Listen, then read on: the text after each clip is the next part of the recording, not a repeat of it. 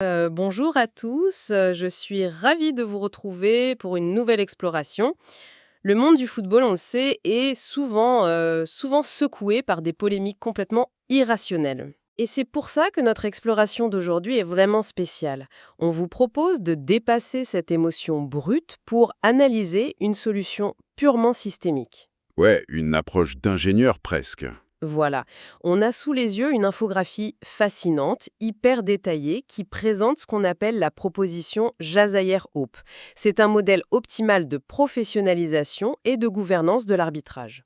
Un vrai plan d'architecture. C'est ça. Le but, c'est de créer un système au niveau national qui soit totalement auditable et même déployable à l'échelle d'un continent entier. Rien que ça.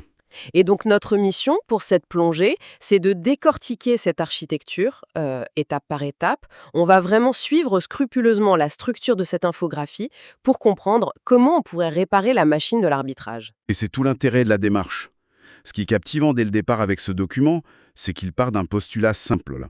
La gouvernance, c'est pas juste pondre droit-règle et croiser les doigts. Non, ça serait trop facile. C'est la création d'un écosystème de confiance. Aujourd'hui, on baigne tellement dans la suspicion que la moindre erreur humaine sur la pelouse devient un complot organisé. C'est clair. Donc en restructurant l'arbitrage pour en faire une institution totalement blindée, on déplace le débat. On arrête d'analyser la psychologie de l'arbitre à la loupe pour regarder la solidité de la structure qui le forme. Bon, alors décortiquons ça. Sur l'infographie, la première brique tout en haut, ce sont les fondations, les modèles de référence internationaux. Ouais, le contexte. Ce modèle Jair-Aesop, il sort pas de nulle part. Il s'appuie sur 4 structures qui ont déjà fait leurs preuves. 4 gros exemples, oui. Par exemple, en Angleterre, on a le PGMOL. C'est un organisme vraiment dédié. Une vraie entreprise. Voilà. Au Japon, c'est la JFA, avec un corps d'arbitres professionnels très intégré. Et une culture corporate très forte d'ailleurs. Tout à fait. L'infographie mentionne aussi l'Amérique du Nord, avec le Pro, qui gère plusieurs ligues, et l'Allemagne, avec la DFB GmbH. La filiale indépendante, ce qui est fascinant ici, c'est le point commun entre toutes ces références mondiales. C'est-à-dire? C'est l'indépendance structurelle et la spécialisation. Ça prouve que l'arbitrage moderne, avec tous les milliards d'euros en jeu, on peut plus gérer ça sur un coin de table. Entre deux réunions de la fédération. Ouais. Exactement. Il faut une machine dédiée. Et c'est là qu'on entre dans le vif du sujet sur le document.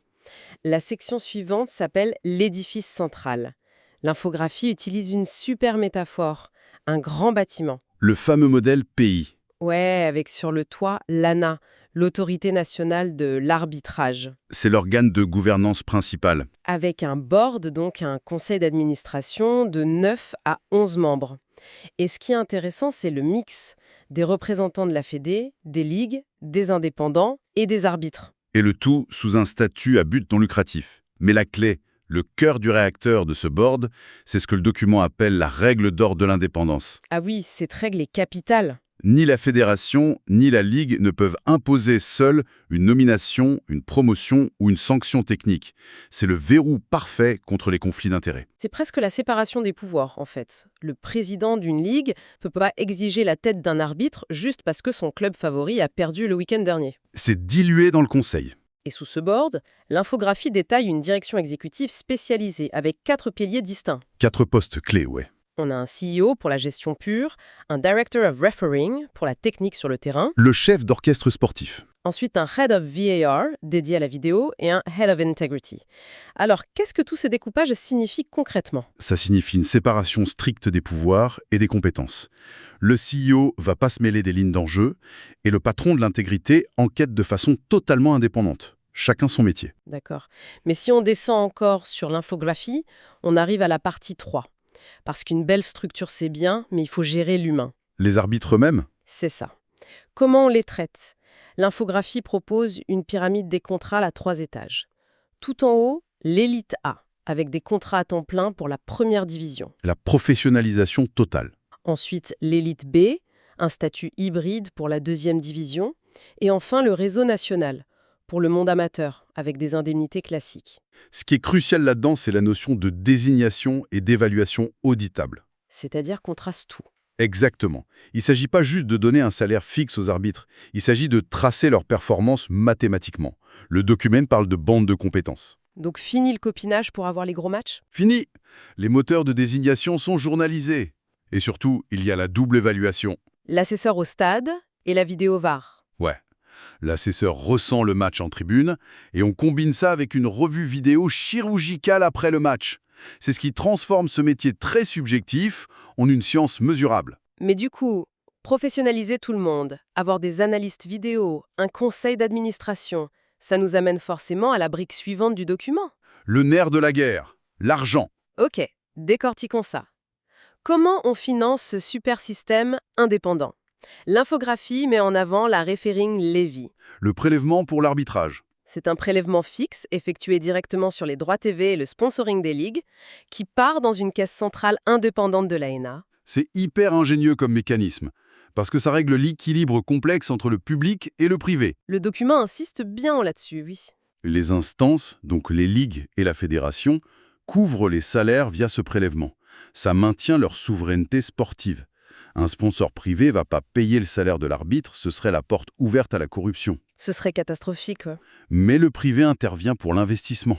Les infrastructures, les académies, la technologie de pointe pour la VAR. C'est logique.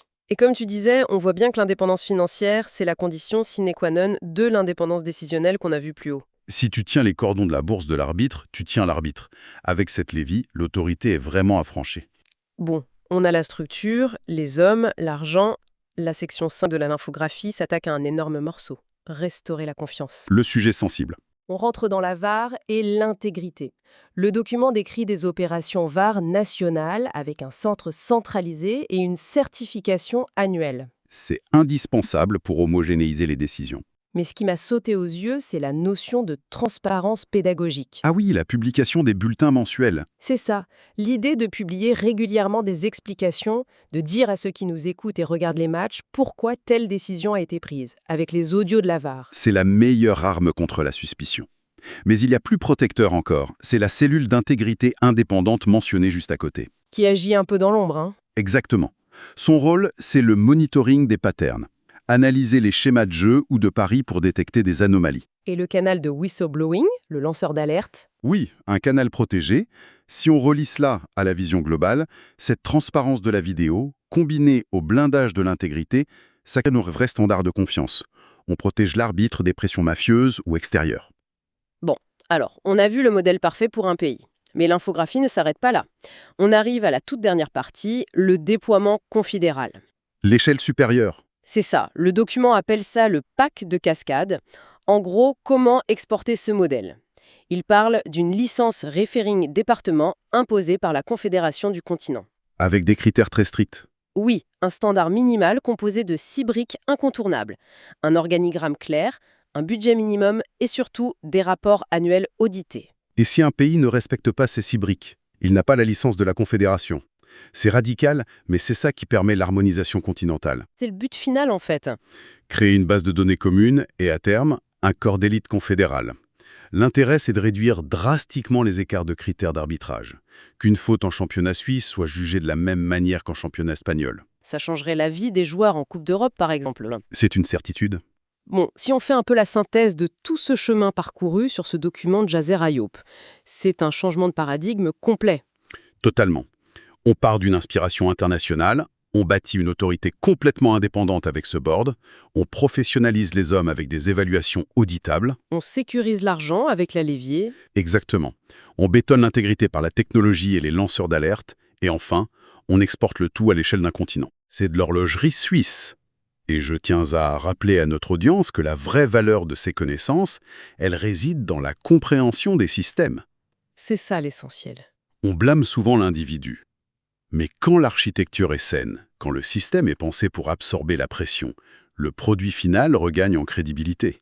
Et ça m'amène d'ailleurs à une dernière réflexion un peu provocatrice pour clôturer cette plongée. Je t'écoute. En analysant cette architecture hyper rigoureuse, cette indépendance totale, ces évaluations à double filtre, ce financement séparé, ce modèle arrive à neutraliser la subjectivité dans un milieu aussi passionnel que le foot. C'est son objectif, oui. Eh bien, est-ce qu'on ne pourrait pas s'inspirer de cette exacte architecture pour réformer d'autres secteurs? Des secteurs souvent accusés de partialité ou de conflit d'intérêts dans notre société.